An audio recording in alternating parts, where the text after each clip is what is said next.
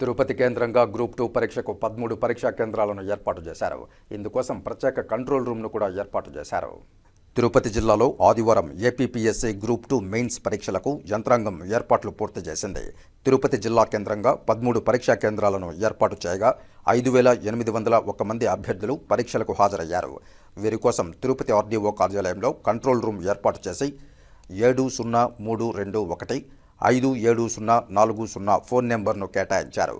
తిరుపతి జిల్లా joint collector శుభం మన్సల్ నేతృత్వంలో ఉదయం 10 గంటల నుంచి మధ్యాహ్నం 12:30 గంటల వరకు పేపర్ 1, మధ్యాహ్నం 3 గంటల నుంచి సాయంత్రం 5:30 గంటల వరకు పేపర్ 2 నిర్వహించారు.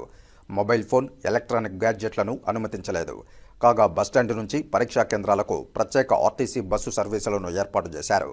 పరీక్షా కేంద్రాలను తిరుపతి జిల్లా collector doctor S Venkateshwar, SP V Harshavardhan Raju, ఇతర అధికారులు పరిశీలించారు.